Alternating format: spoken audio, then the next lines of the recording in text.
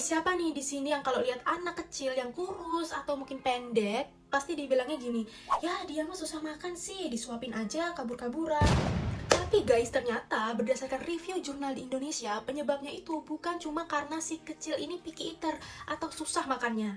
Nah, masalah gizi kayak stunting atau pendek, wasting atau kurus, dan juga underweight atau berat badan kurang, ini tuh kayak benang kusut guys. Jadi banyak banget penyebabnya dan saling nyambung. Jadi nggak bisa nih kalau diputusin satu-satu tuh nggak bisa. Hai guys, aku Hana. Yuk kita baca jurnal gizi. Oke guys, jadi jurnal ini tuh nge-review 17 studi di Indonesia tentang apa sih penyebab anak itu stunting atau pendek, wasting atau kurus, dan juga underweight atau berat badannya kurang. Dan ternyata penyebabnya itu tuh banyak banget guys dan saling terhubung. Oke, yang pertama adalah kurang air bersih dan toiletnya itu tidak memadai atau nggak bagus lah. Nah, ini menyebabkan anak ini jadi gampang nih kena diare. Akhirnya berat badannya jadi susah buat naik. Nah, yang kedua adalah kurang ASI eksklusif. Ini menyebabkan anak jadi rawan kurus dan gampang stunting. Next, bumil kurang gizi. Jadi ketika bayinya lahir, bayi ini memiliki berat badannya itu rendah. Jadi kelihatan bayinya ini kecil sekali. Kita nyebutnya berat bayi lahir rendah atau BBR.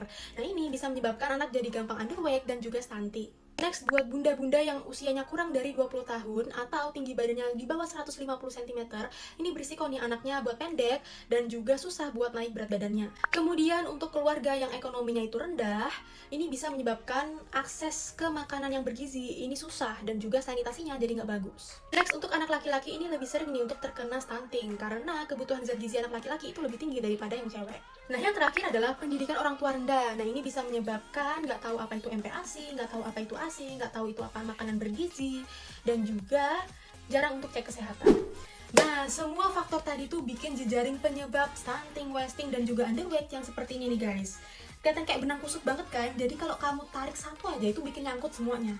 Nah, kabar baiknya semua itu tadi tuh bisa dicegah guys. Dengan apa nih? Yang pertama, dengan ASI eksklusif 6 bulan. Yang kedua, gizi bumil harus dijaga. Yang ketiga, akses air bersih dan WC atau toilet itu penting banget. Yang keempat, rutin periksa kehamilan. Karena dengan begini, ibu jadi tahu nih tentang gizi dan bisa deteksi masalah sejak awal. Yang kelima adalah edukasi orang tua. Nah, dengan begini, orang tua jadi tahu nih pentingnya gizi, ASI, dan juga kebersihan. Yang terakhir, suami dan keluarga harus support dong. Ibu nggak bisa nih jalan sendiri, kerja tim bos. Jadi kesimpulannya adalah masalah gizi pada anak ini bukan cuma perkara mau makan apa enggak, tapi ini gabungan dari makan apa, siapa yang nyiapin, gimana lingkungan sekitarnya, sampai ke toiletnya itu kayak apa. Nah, kalau mau anak itu tumbuh sehat, kita harus ikut sehat nih. Mulai dari isi piringnya, isi rumahnya, sampai isi pikirannya.